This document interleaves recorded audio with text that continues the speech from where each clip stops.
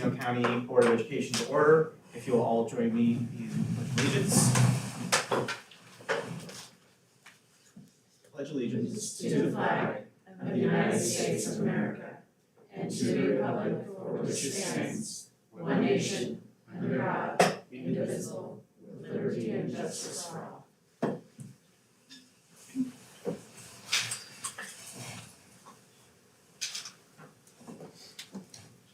Thank you, everybody. We'll move to 1.2, roll call. Charlene Ford. Here. Present. Don Cruiser. Here. Drew Duncan. Here. Marilyn Puget. Here. And Larry Olson. Yes, here. Brings us to 1.3, approval and adoption of the agenda. Motion. Approval. I just move that we approve and adopt the agenda for today. I'll second. Motion and second. All in favor say aye. Aye. Motion passes. 1.4 is the approval and adoption of the minutes. Do I hear a motion for that one? Motion Second. and a second. All in favor say aye. Aye. Do we have any public participation today? Has anyone turned in, Yolanda, any public participation? All right, that moves us all the way to discussion and action. 4.1, resolution 24.12.1 to establish a fiduciary fund. This is coming back to when it came to you before, Heather wasn't able to be at the board meeting, and since she's here now, we wanted to bring it back. And again, this was regarding something called schools rule, and I'll let Heather talk about it. Yeah, so this, opening this fund allows for Schools Rule, which is a foundation that we're opening this year. We're beginning this year, and it will allow for us to account for those funds separately. The idea behind Schools Rule is actually a trademarked name. It's owned by the Marin County Office of Ed and is San Francisco advertising firm. And they are allowing us to join or utilize that trademarked name along with Sonoma County.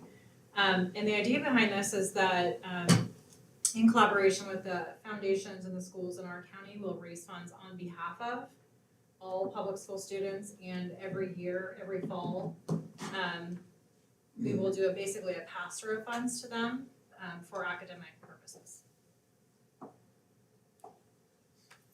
questions on that? I just had one comment on that. You know, over on the coast there's just a wonderful woman by the name of Gloria Liner, who 20 or 30 years ago started what she called the Children's Fund.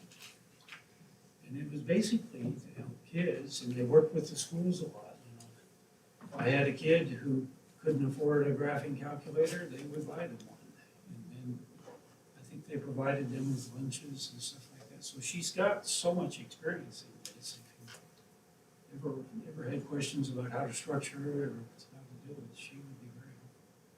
This is one of the things that we were concerned about with this, is that we didn't want, this should not detract from any current works going on, but rather be a way that people with larger donations to make that are not really intending to focus on a particular school district can donate, and it will go to schools, charter schools, and all public schools in Mendocino County based on the number of students they have. So we have met with the Mendocino County Foundation. We have not met with her, but we'll certainly take note of her name to see if she might be a resource. Because there are a lot of, Mendocino County is full of good people doing good things.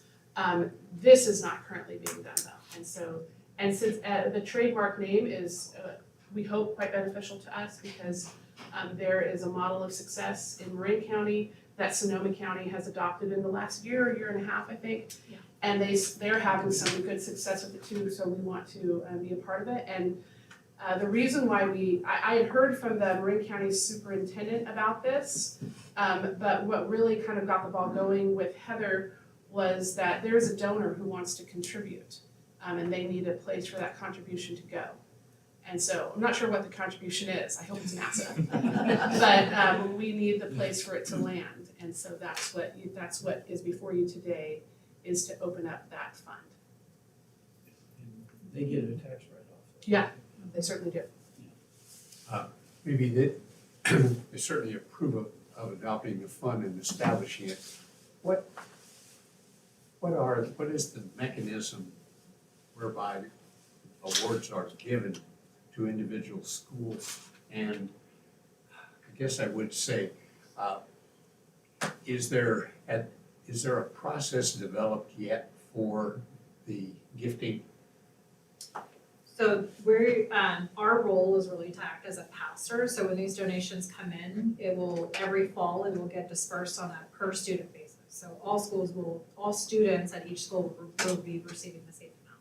So it's uniform and Yeah. not identified? Correct. And It's should- based on ADA and will take a moment in time because ADA Sure. enrollment fluctuates, but so we'll have to take a moment in time that applies to all schools. And then while this fund is there, is the interest accrued back to the fund for this county? The interest will be applied towards, especially in the beginning, it's gonna be pretty minimal, if any. Sure. And those funds will be included in the total amount that gets passed back through to the schools. And then how will reporting on that fund occur? That will become part of our financial audit. So when our auditors come out, and it won't be included in our January one, but the following audit report, you'll see that included as part of the audit. When we talked about it a bit before, I was trying to determine what role, if any, the board would have in this and what reporting to the board about distributions and income and so forth would happen. How is that set? So every fall, when we do the distribution, I think it might be a good informational item to bring forward to you so that you could see, how much was raised each year and what's gonna be passed through each. But, so there is no decision about where or who or how much that rests with any particular individual or group or sub-board or commission or anything. I see. Thank you. But I heard you say it goes to all the children, not just a group. Yeah, so Okay. it's gonna be Yeah, it goes to all distributed the equally. And again, it doesn't go to the kids, it goes to the school, Yeah, to be okay. used for the kids. Yeah, okay. Yeah. I move that we adopt item 4.1, resolution 24.12.1 to establish the fiduciary fund. Second. Motion and a second, excuse me, all in favor say aye. Aye. That brings us to 4.2, annual consideration of board compensation. So this is, we bring this forward to you every December. Education Code 1090 allows for a 5% increase on the annual compensation for board members, and it's in accordance with Board Policy 9250. So the board's current monthly stipend is $301.69. So with a 5% increase, that adds $15.08 per month, which would make the new monthly stipend be $316.77. So we're bringing this forward for your consideration. I move we adopt item 4.2. Second. All in favor say aye. Aye. Motion passes. That brings us to 4.3, consideration and approval of the 2024-2025 first interim budget. Drum roll please, no, I'm just kidding. This is, Suzanne Steely does, the fiscal department does a lot of work on this, Suzanne Steely especially, so I don't know how you wanna present. But this is again, the part of the reason why we're having 2 board meetings this month is because we have to have one board meeting that can't take place any sooner than the second Friday in order to install our new officers and our new board members. However, the first interim, we need to get that off by this Friday, so that's part of the reason why we're having 2 board meetings. But the first interim is so important, it might merit its own board meeting anyway. Yes, yeah. This is the real budget, because we've closed the books for last year, so we know a lot of actual numbers. So, on this next slide here. If you want, there's a hard copy in front of you if that's easier to follow. So the 24-25 first interim budget includes adjustments that resulted from closing the 23-24 books. We know our actual carryover amounts, and those carryover amounts include beginning fund balance and deferred revenue. Also included in this budget are funding amounts that were not known at the June budget. Projected expenditures in this budget reflect actual expenses to date and also projections for the remainder of the fiscal year. They also reflect changes in revenue amounts and carryover. This first chart is kind of a synopsis of the first interim budget. And then it compares it to the, back one please, Yolanda. I'm sorry. That's okay. It compares it to the June budget. So our beginning fund balance is nearly $29.7 million. The projected revenues are $25.7 million. Projected expenses are $30.9 million, and an ending fund balance of $24.5 million.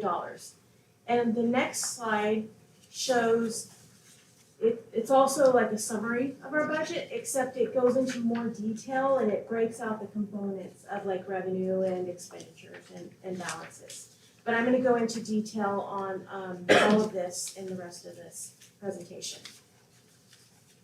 So the beginning fund balance is projected to be $29.6 million. And this is an actual beginning balance as a result of closing the 23-24 books. The beginning fund balance is calculated when we close the previous year's books, and the calculation is based on actual revenues and expenses.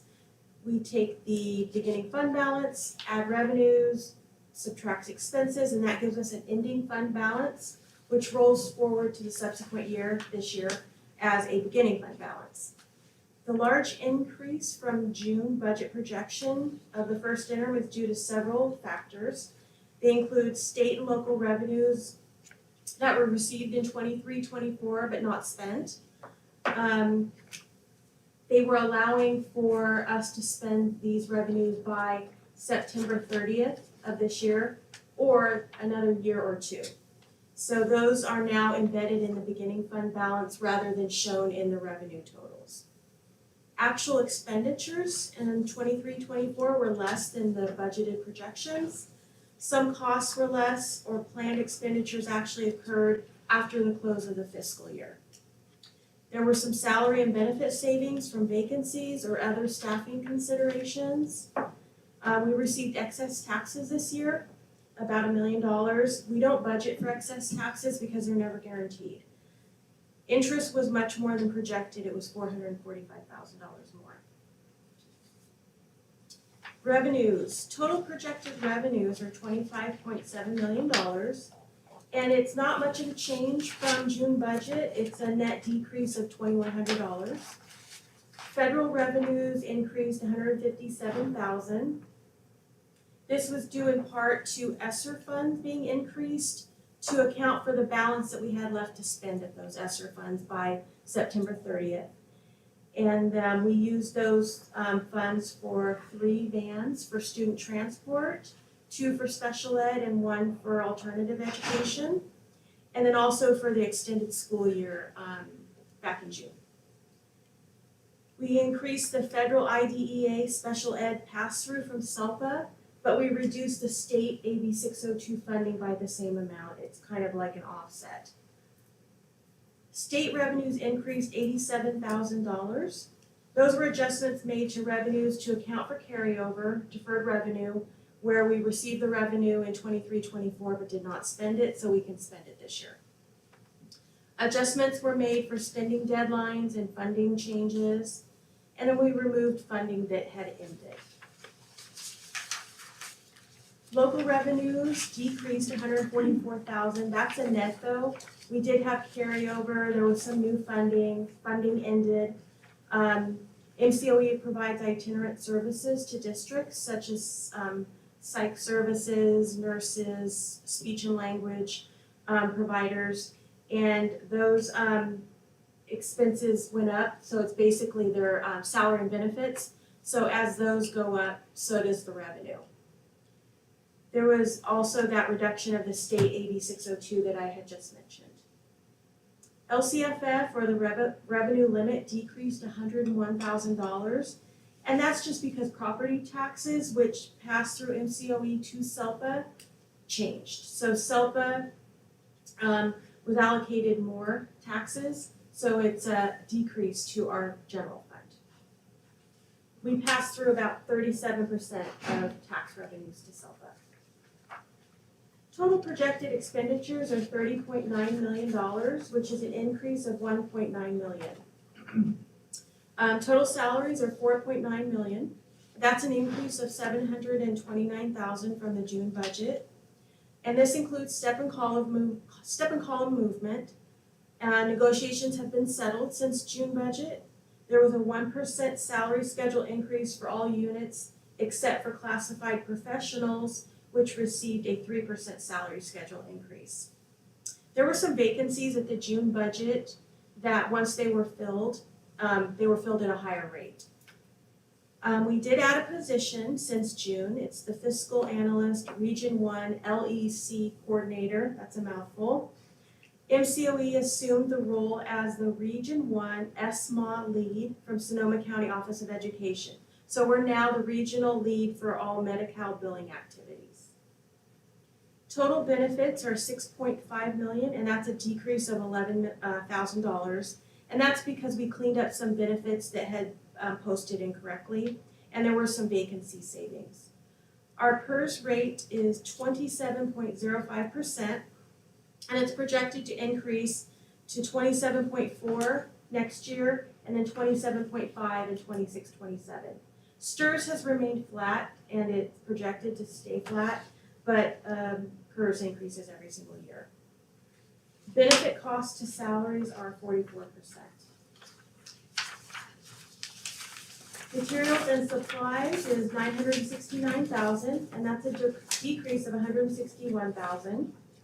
And that's related to grant adjustments and aligning costs with actuals to date. Travel and conferences is kind of the same thing, aligning to actual costs and grant adjustments, but also to mileage reimbursements for our itinerant services. Service providers are increasing because they have to travel all throughout the county to provide those services to Mendocino County students. Our insurance liability is $138,000, and that increased $46,000, and that's due to the school's excess liability fund payments. And what that is, it's related to AB 218, which extends the statute of limitations for school-related abuse claims to 40 years of age. So these aren't claims filed against MCOE, but there's a risk pool, and claims coming in, everybody has to assume some liability for that, all of the LEAs, school districts and charter schools in the state that are a part of that pool. Professional and consulting services is $4.9 million, and that's an increase of $1.2 million. We increased some grant-funded services, also increased student behavioral health, and then children and youth behavioral health initiative. These are kind of some new programs that we are working on. They're multi-year, and so we increased those services. Communications is $861,000, which is a decrease of $74,000. All staff cell phone costs are now in salaries because we do a payroll stipend, so they're no longer included in this expenditure function.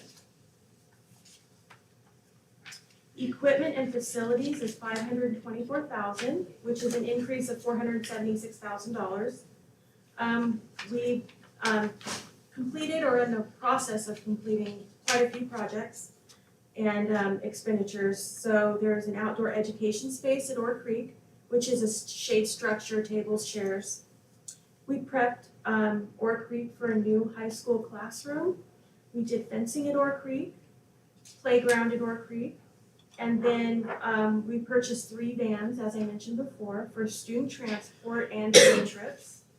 And then we purchased an M&O truck and trailer. So our ending fund balance is $24 million, which is an increase of $3.8 million from the June budget projections. That ending fund balance is split up into 5 different components.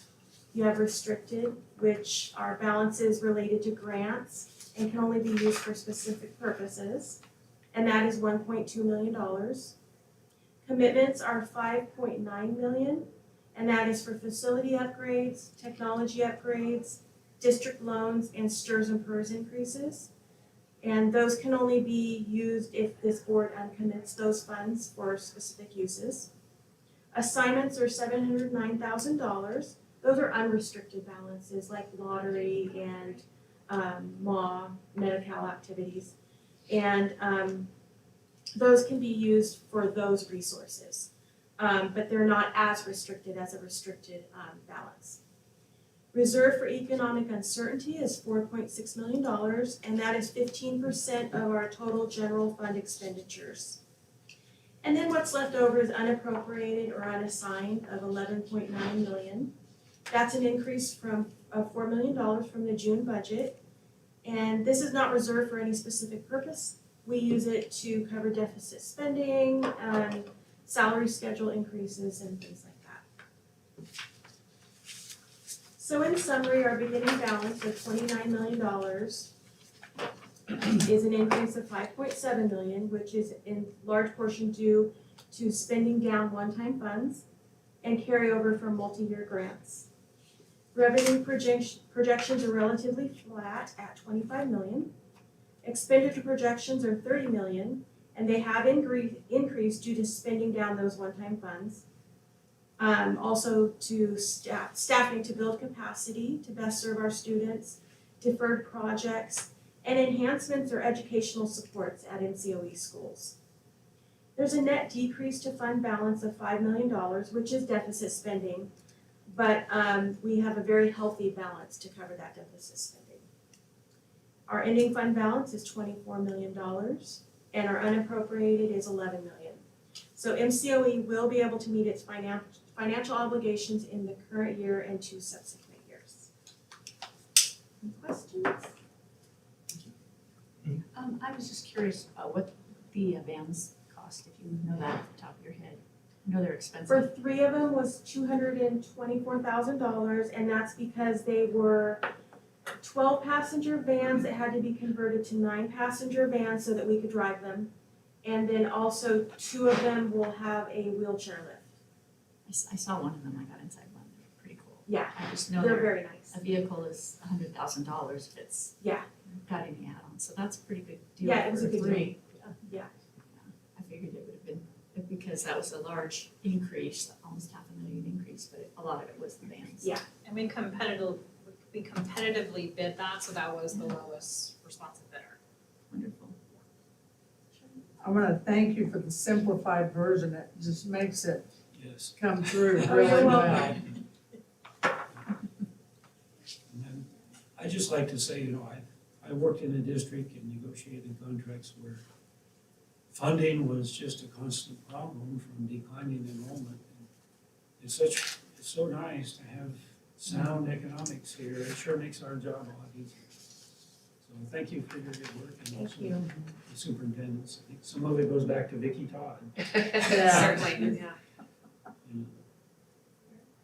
Could, what we hear in the media is watered down or different, or maybe what somebody uninformed decided to report. What is your current feeling about the funding coming in, the state budgets and so forth that we all live with? Well, MCOE, we're kind of held harmless at 12, 13 rates. So we're not as affected as a school district is, but there are, different funding sources that we are affected by, like different state grants and things like that. The COLA for this year is 1.07, and it doesn't look like it's going to be much more for the next 2 years. It's kind of a wait and see. So this year is when we hit that ADA cliff, and although we're not as affected by it as school districts, some school districts have seen, significant declines in ADA. I think right now we're kind of in a hold pattern, wait and see what happens. But for now, we're good. But I haven't heard anything lately on like revenue projections for the state as far as like taxes and stuff like that go. But we do have a couple of workshops in January where we will hear about the governor's budget and see what changes there are to that. So a second interim, I would have more to report to you. You're probably more aware than anyone about individual districts and how the county office supports their income and expense and so forth. Are they generally in good condition, or do you see issues with them, with individual districts that could require MCOE assistance? Heather might be able to. That's actually a different person that does that, but Heather can speak to it. I think this is the year that we're seeing districts, this was like the cliff, like Suzanne had mentioned, so we are seeing where they're having to go through some budget reductions. The good thing is, we've been talking about this for quite a while with our districts, so they've been planning for it. I think that first interim for them is, we haven't actually received all of them yet, so we're not entirely sure. I do anticipate maybe one district being qualified, which means they're not able to meet their financial obligation for all 3 years of their multi-year projection. But for the most part, everyone's been taking action kind of early on and planning for this, so All right. I think, generally speaking, And some of the discussion that we've had is that although our funding is so very different from the schools, we're not relying on ADA. Much of what we do is grant funded, so there's a lot of reporting and insecurity and knowing if the funds will continue. But one of our responsibilities is, it's always our responsibility to support our school districts, but especially if they're having to make cuts, some of that work that they may be cutting, they're going to need to find someone to provide that support for them. If that means, if they're having to reduce a particular position, that may mean that they're gonna rely on us more. And so one of our challenges is most school districts staff very tightly. They look at what their enrollment or their projected enrollment is, and they staff to that. What we've been talking about is looking at where we think they may be needing extra support and staffing up in a responsible way so that we're not like overstaffed. So far in the areas where we have, say, added a position where we anticipated a student, that districts would need that support, so far we have accurately predicted their needs. In fact, in some cases, we probably could have done even more. So anyway, that it is such a different thing. So while when our districts may be looking at reductions, that's when we really need to look at where are we going to need to be able to fill in the gaps. Thank you. That's a concern in my mind, and I'm sure it is for yours, so I appreciate that. Yeah. And an excellent report, thank you. Thank you. I have one question. So there's one district in the county that's going to be qualified, is it okay if we know which district that is? we don't know for sure if they're going to be, but it kind of seems like they might be. We should wait until we get the first Okay. interim, and they are, even though we don't have them all, they are, by the end of the month, we will have all of the first interims from our districts. And so, and again, having a qualified budget is not like, oh my gosh, it's not like alarms, it's like, we got a plan, because in that third year, we're gonna need to have made adjustments. Mendocino went several years qualified. Right, Yeah. yeah, it happens. Thank you. I had a question why the unappropriated unassigned budget was so much bigger from the June budget. And that all it ties back to that beginning fund balance. It was such a large increase. So we received revenues that we did not spend in the prior year. Some revenues came in at higher than projected, and expenses weren't as much as projected last year. So that created a large beginning balance, which then in turn, our expenses really didn't increase a whole lot compared to the increase in the beginning fund balance.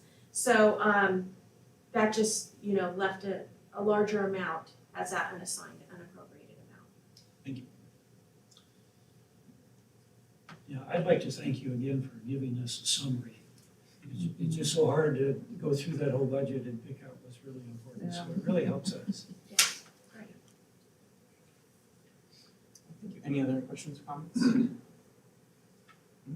I'd like to move that we adopt 4.3 I'll second. All in favor say aye. Aye. Motion passes, thank you so much. Thank you. Thank you, Suzanne. That brings us to 4.4. This is the second read and approval of a bunch of board bylaws and exhibits that we looked at last month. We made a few decisions on specific language that we talked about last month. And I believe this time we are approving the policies. Yes, everything that's brought back to you incorporates the feedback from last month. There was one policy that indicates first read, has to do with non-exhaustive list of offenses and a conviction of which disqualifies a person from holding public office. Is that not part of this packet, or, Which policy is that? oh, it would be 9220. Is that not a second read of that? I'm pulling it up now, sorry. Let me take a look at that. The reason I mentioned it just said first read, and it was in the packet that we received. Of course, we all read every word. Is it first read? I thought it was second read of that. Which one was it from? It was separate from the original packets, two sheets typed together. But it has on the upper right corner, it says status first read. And there are no real changes or surprises in it, but it was just a question if we're adopting that one too. Let me look at the November board meeting to see, I wonder if that was something that was not taken off of the document. Let me see here. It said Possibly. original adopted date by CSBA June 1. First read of, okay, let's see here. So, and that was 9220? Yes. 9220, yes, thank Yeah, you. we did a first read of that last month, so we must have not taken off the top of it. Okay, Sorry about that. oh, yeah, thank you. I looked at that and wondered if it was, and No, that should have been the original packet that she mailed out. thank you. And that's where I found it. Thank you. Yeah. Again, my remark about reading every page. Thank you. Thanks, Larry. Any other questions or comments? I move adoption of 4.4. Second. Thank you. And a second? All in favor say aye. Aye. Motion passes. That brings us to our information and discussion. Press release, Mendocino County Office of Education supports homeless youth during the holidays. Yes, and there, you can see that there are a few flyers out for you guys to take a look at. We've had a great outpouring, but we still have several students who are looking, who need people to buy their gifts. Mostly, all the gifts that were identified as toys or actual items are mostly taken up. It's all those kids that are either didn't give a response or just gift cards. I think people are maybe not as excited to shop for gift cards, but they're certainly easy. So we have, if you would like to sponsor some gifts, you can see that on your way out. It's in the foyer of the main office there, and you can grab a gift tag and write your name on the list and either get their gift or bring a gift card and bring it back. That's done by our foster homeless department. They care very deeply about kids, and the outpouring of support from our staff and from our community is always really heartwarming. Thank you. Any comments or questions on this one?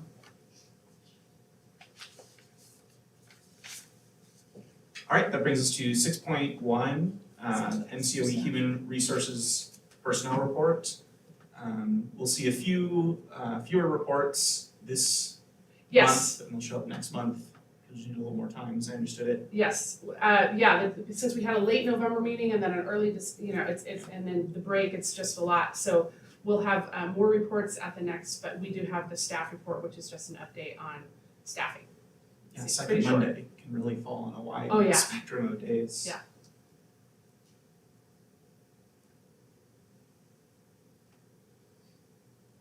Any questions or comments on Human Resources report, the personnel report. We hate to see Leah go, but she's earned her retirement. Yes. That brings us to 6.2, the student enrollment report. Yes, so that's there before you. I don't know if you have any questions. Questions or comments?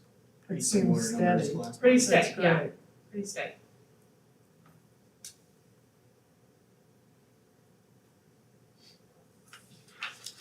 All right, that brings us to 6.3, superintendent's report with Nicole Glinzer. Yes, so if you happen to go through the foyer to get any gift tags, you'll also want to look on the wall. We have an art exhibit by our Talmadge preschool.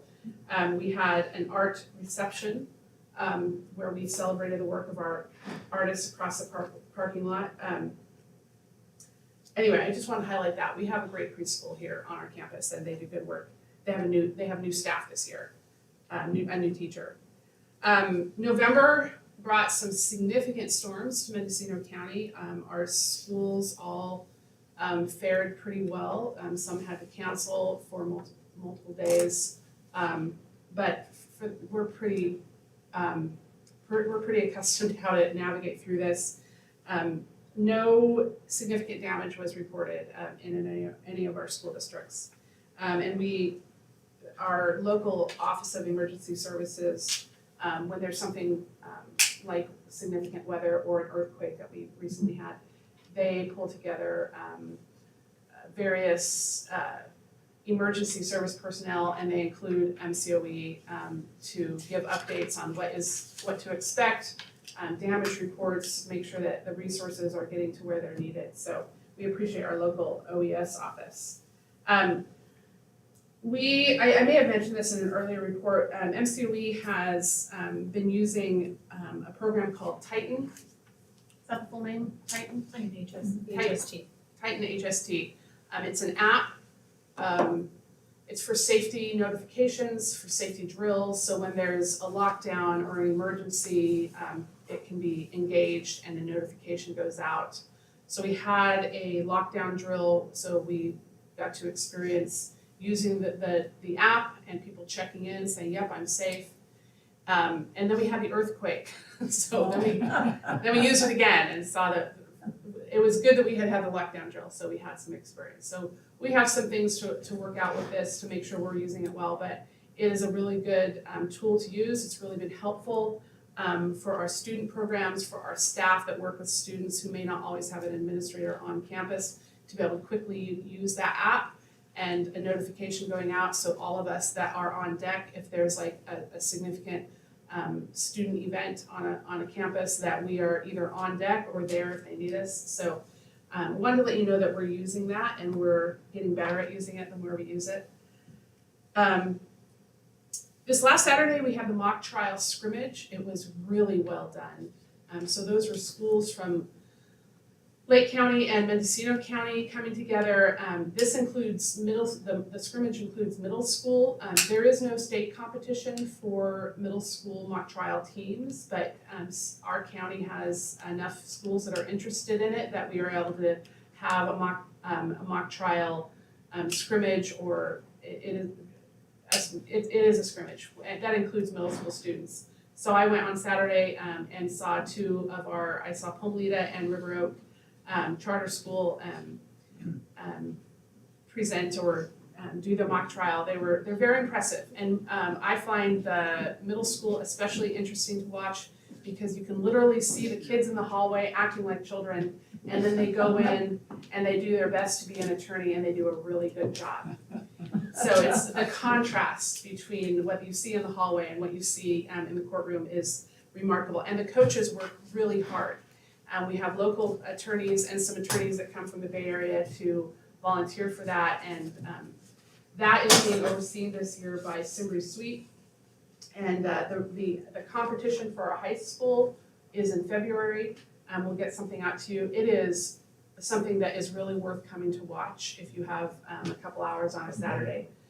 The kids do outstanding work, especially in February, because that is only high school kids. And it's at least their second time doing it. Some of them may scrimmage outside of Mendocino County, but it's really impressive. This afternoon, I have a meeting with our two new board members to go over things like the board handbook that CSBA put out and introduce them to a few people and things like that. Just wanted to let you know, make sure they get their Chromebook and things. Last month I mentioned to you the CSBA Good Beginnings, which is a training or like a workshop that that CSBA will come in and do for a new board. And so even though we will have 3 remaining board members, we will be a new board, and having a new beginning. And so they have something called Good Beginnings, and it's intended to be around the time that you're meeting new board members and kind of establishing how you operate. And it can be fairly, from what I understand, we can kind of customize it, and they would be sending someone specifically to address the needs of a county board, which is, as you know, different than a school district. So I have a couple dates that I'll email to the 3 board members that are remaining to see if any of them will work. It is pretty much an all-day event, and there is a Saturday and 2 weekdays that they have available in February.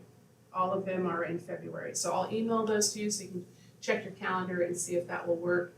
I'd like to get this figured out by the time we adopt our calendar next week so that we can have it on our board calendar. And then we have, lots of holiday events going on throughout the county in school districts. And so for the different regions that you represent, if you are interested in going to a choir concert or buying things made by a local, the welding class, the workshop, I really recommend that you check out their Facebook page or their Instagram page or their website. There's various things going on, and if you get to something, I know it will really, it's really inspiring. And I have one flyer that if I haven't already, I'll forward it to you, and that's from Mendocino High School's CTE Expo for their schools. But so anyway, just want to put that on your radar. If you haven't seen anything and you feel like going to a choir concert or something like that, check out Facebook or let me know and I'll see what I can find for you. And that concludes my board report. Thank you. Any questions or comments? I was wondering if we could do an introduction of all the new faces. Sure, you know what, we could, I recommend that after we adjourn, because many of them are here for our little reception afterwards. Okay. That we could do a brief introduction then. Okay, wonderful. So should I wait to read this or read Oh, it I now? think we're ready for board reports. I think Charlene has something here. Okay. All right, we'll move on to 6.4, board member reports. How about we'll end with Charlene. We'll come back to you in a minute. Great, start We'll over there. and you'll- I was gonna defer to Charlene, she's No, smiling that's in the okay. red. We handicap. But if you wish to, That's right. just 3 or 4 quick remarks. One of them was that had the good fortune to be invited to the Lake County Tobacco Control Program. And that group did a pretty extensive, they called it a summit, that ran a couple of days. And again, that evening when we were there for dinner, the county superintendent for Lake County was there along with the superintendent of trying to remember the exact name of the district, and their high school principal, and the whole school group was there for this evening.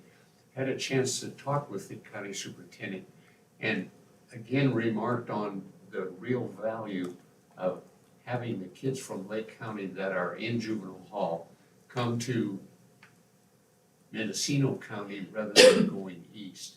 And he remarked again on the real advantage that it gives for families, for the student themselves, for when they have to go to court dates and that kind of thing. What takes a couple of hours used to take 4 to 6 before. So that was a real step. Another thing is, had the good fortune to be invited to honoring elders at the City of 10,000 Buddhists. Some of you may have been involved with that. I stumbled across it when in one of my supervision of student teacher assignments, I had a Buddhist nun as a student. And of course, we developed a close friendship, and from that, we were invited. It is a look at the structure, which is similar and which is different. And this is a time when they honor elders. Everyone that is there has been invited. It's completely free and it's huge because people do respond. But I think it ran 3 hours, and from tiny kids to high school seniors doing such things as simple exercises and dances to gymnastics and musical performances with drums, with festival things with dragons. It was incredible from the standpoint of someone who just walks in and says, kids do that. I know they prepare all year for it, but that was a real treat. And if you ever get a chance, I believe it was just prior to Thanksgiving. It was since our last meeting. Just a remark. The other night I went to Subway and there was a kid working behind the counter. By kid, I don't know, he was probably 20. And he was working there, and I asked him if he'd been there very long. Everybody was at the truckers parade, so there was nobody around. Anyway, he's, a couple of years, and I said, are you going to school? Because I think all of us, when we speak to kids at that age, there's an encouragement if you develop any kind of connection with them. And he said, yeah. He says, I'm going to an apprentice school, electrician's school, and it's in Willits. I didn't realize that there was an apprenticeship program there for people in electrician. And he was excited. He's going to go forward with that career. And this is a kid who's hustling sandwiches now to keep his own self above water, as all of us did. And it was a pleasure to be there. And I think the other thing is that I'm so excited that Nicole brought up last month the possibility that we might develop a school on this campus that would serve, I'm going to say this wrong, but that would serve the severely handicapped students who right now need to go way out of the area for their instruction and for their help and for their support. And if that comes to pass, it would be significant. Thank you. Can I add something to that? Sorry.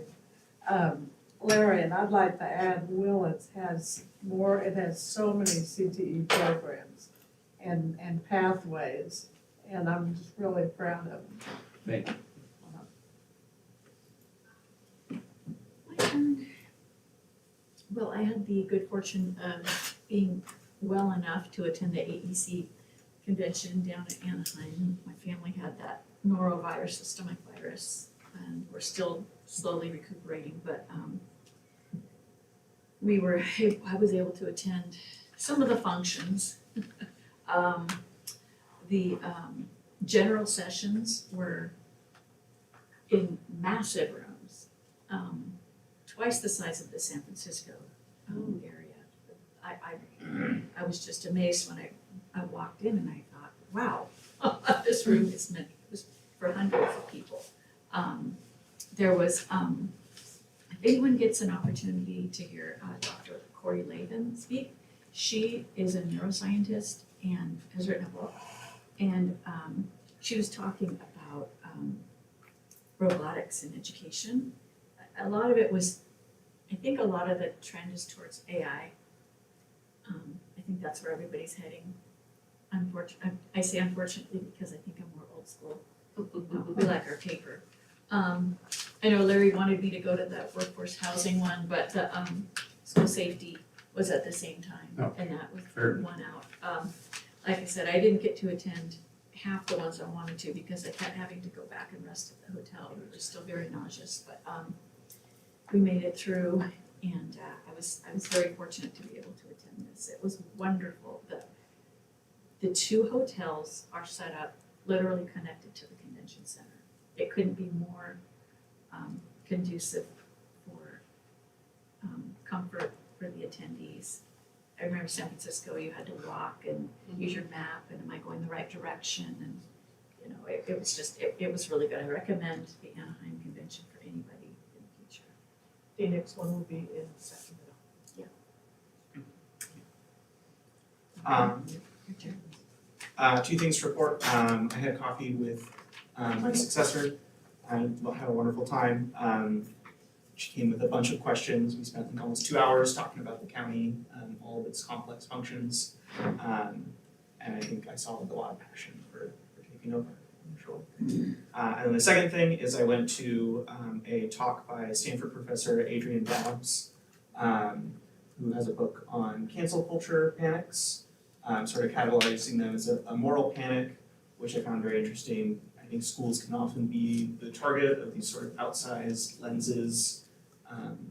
And it was interesting hearing sort of a gender studies professor talk about how these things get started, how they get blown out of proportion. You know, and one of the tips he gave was to ask yourself, why are you seeing, if you see something that feels sort of outrageous and crazy, ask yourself, why am I seeing this? Why has the algorithm or, you know, whatever media shined a light on some small school very far away from me? And I thought that was very interesting. That's it for me. I'm still reading all these emails about workforce housing and recognizing the complexity of the issue. And I just sort of feel like somehow or other we need to make it a focus. I need to maybe do a visitation where someone has done it. And then also just look at particularly the uniqueness of the coast over there, where Airbnb has eliminated so many rental units and land, and it's so expensive. You may recall that we had just a really good young English teacher who came into the high school and was there for 2 years. And when I went and asked him why he was leaving, he said, well, I will never be able to afford a home here. And again, we've talked about empty land that school districts have. I know Mendocino and Forthright both have land they're not using. But again, I just sort of feel like somewhere along the line we need to make that a focus and get some outside help. I think those CSBA meetings for county offices will start in January. Yeah. That's what they said, that's what they, I think, communicated to us. All right, thank you. That Okay. brings us to Shirley. I want to read something, please. Dear MCOE, each of you are an important, and this is to all MCOE totally. Each of you are an important piece of Mendocino County Office of Education. Whether you are in the special education area, alternative education, administration, or district support services, you are vital to the county office. I appreciate the gift I received from all of you. It is the it is the directory with each one of your pictures, job description, and department. I will be able to look through it to recall the vital part each of you play in the education of the students of Mendocino County. The pictures will help me to remember each of your faces. On board meeting mornings, I usually arrive early and walk by your desk, which made me familiar with you. I'll remember each of you thanks to my directory. Thank you so much for that special remembrance. These 17 years on the MCOE board have played a big part in my life. I thank each one of you who has and will continue to make Mendocino County Office of Education such an important special part of many, many people's lives. One of the first introductions I had to MCOE was through the vocational educational classes. I'm so impressed, I was so impressed that people could take these courses and be ready and well prepared to join the workforce. It is exciting to see all the superintendent's report and all that it contains about the new happenings coming to our county. Thank you for all becoming friends as we have worked together on the board. Thank you. Dawn, Marilyn, and I have been together for many years, and then the other two are great additions. It's been great to be on the board. Thanks for the memories. Oh, for sure. It's been our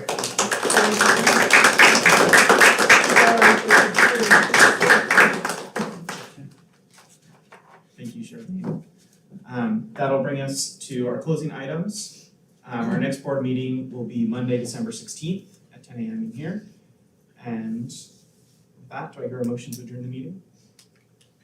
So moved. Can I hear a second as well? All in favor, say aye.